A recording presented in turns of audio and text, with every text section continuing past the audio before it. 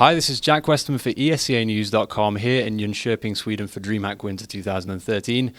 Joining me once again for the third time or so this event is Nathan NBK Schmidt from Team VeryGames. Nathan, commiserations first and foremost. You've just lost to Ninjas in Pyjamas in your semi-final match. What are your initial thoughts? What are the emotions going on right now? Every single time we go on tough games, we just want to go out of the game without any regret. That's not going to be the case this time because I think that the last two should have been ours and the game should have been over in a 2-0 fashion. We made some mistakes, they made some amazing plays.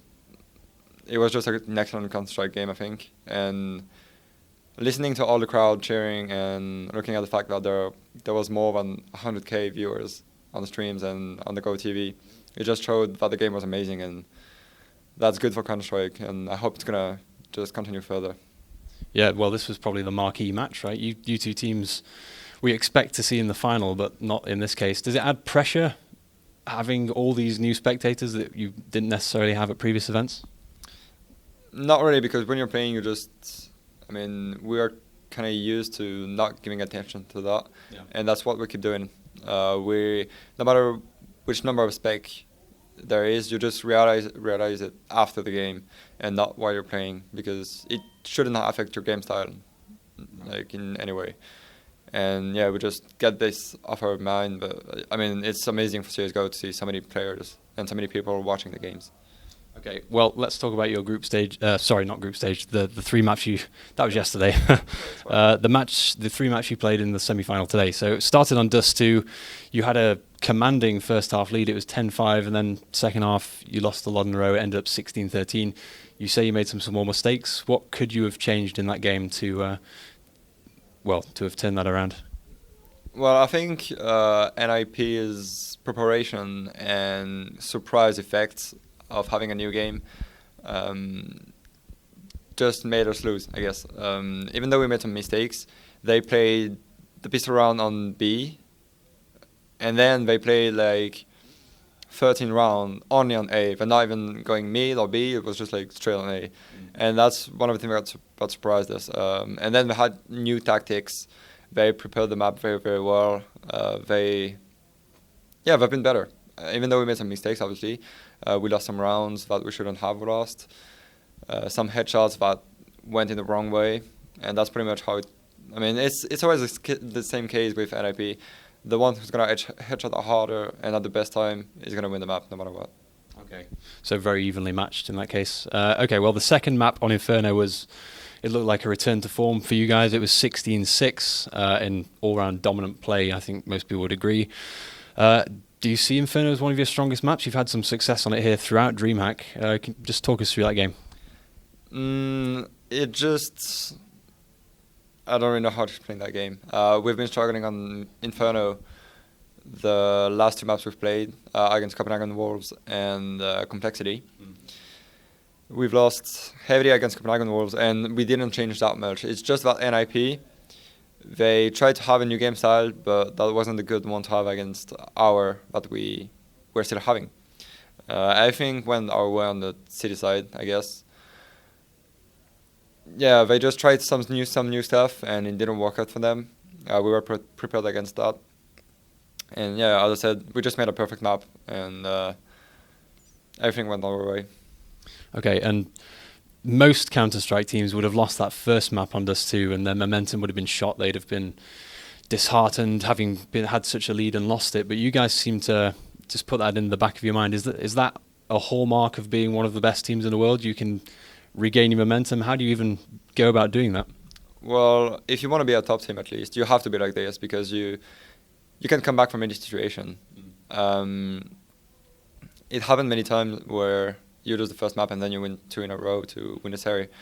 So obviously, we have to be like this. And even if you lose the first map, it's still 2 best of 1s after that, and you can win 2 best of 1s in a row. That's pretty obvious. Yeah.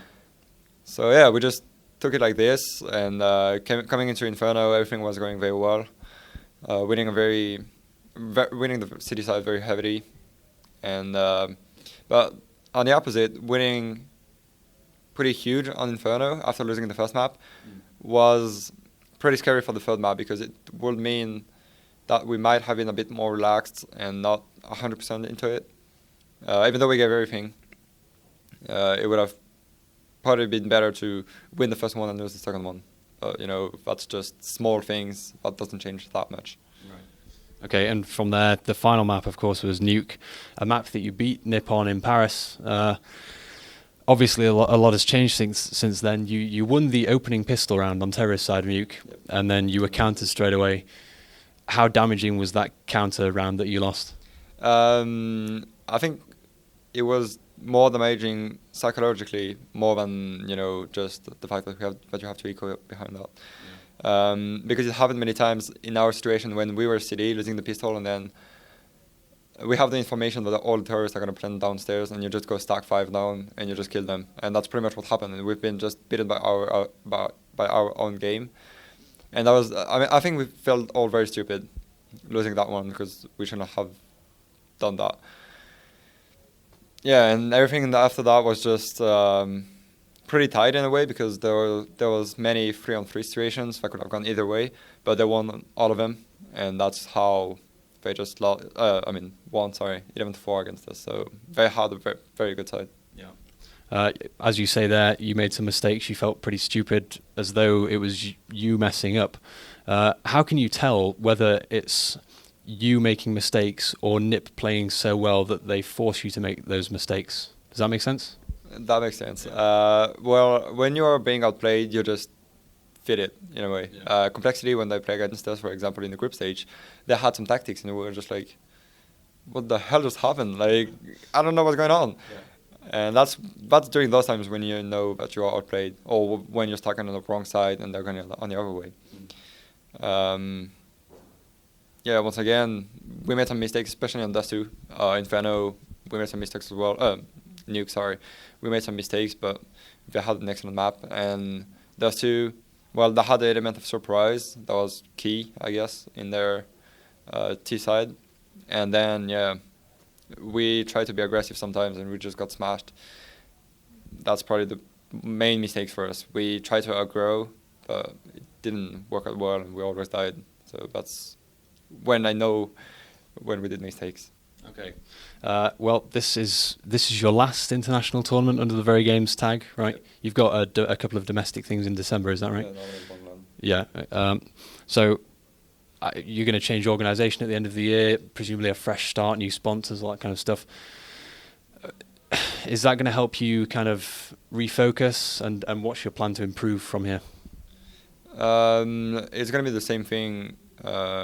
Business as usual. In order to improve our game, we're just gonna come back all together, watch demos, what went wrong, and how they surprised us, and how we have to change our game. The whole meta game is gonna change anyway after DreamHack because every single team gave everything, and new things came up.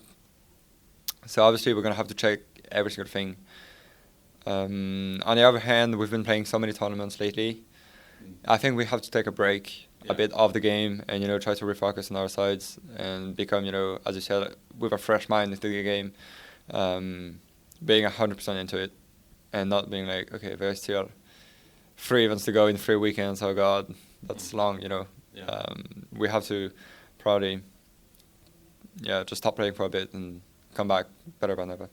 Okay, just out of interest on that last point, how often do you come up with new tactics and kind of refresh your playbook, I guess? Is it every major event you have to go and start fresh, or do you hang on to favourites every now and then? Well, it's just adapting. I mean, NIP, okay, let's start by the beginning. When we started on CSGO, we tried to rely on a heavily tactic-based game style, whereas NIP was just weapon in hand, just try to adapt and just run on us. Yeah. Coming from that, both teams, especially at DreamHack, NIP weren't safer in a way, using more flashes, more, being more coordinated and not dying stupidly. And we gained some of that adaptation out of them. Thanks to them. That's how it is going pretty much at the moment. You're just trying to adapt. You're not trying to create new things because I think with the amount of time teams have been preparing on each map, there is no real surprise in the tactics. Like all of them. It's just how you're gonna make them if you're the kind of team that does it or not, and doing the opposite of what you're usually doing. That's what's gonna change. You can't really surprise teams now, but you can just change and adapt as good as possible. Okay, penultimate question before I let you go. ESEA user iBox asks, what was your highlight of the weekend? There must be something good that you're taking out of this. I think it's not going to be a real highlight, I can't point something, but the chemistry we showed after the second place in the group stage, we lost in the morning. We all came back all together, going to eat and talking a lot about everything. And we came back against Copenhagen Wolves when we were tied 1 maps each, coming back from an 8-2 deficit. And then even coming here against NIP, we just had a very, very good chemistry team-wise. And, well, it's a very good thing, and it proves that we can come back from any situation, and it could have happened even on Nuke. But yeah, that's not for this time. So that's probably going to be the highlight of the weekend. Okay. Well, better luck next time.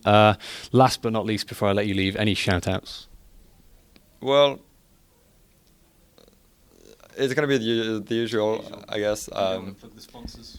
Yeah, like the sponsors, of course, VeryGames and Razer. That's pretty obvious. And this is going to be your final VeryGames shout-out in an ESEA interview, actually. So yeah, thanks once again for everything.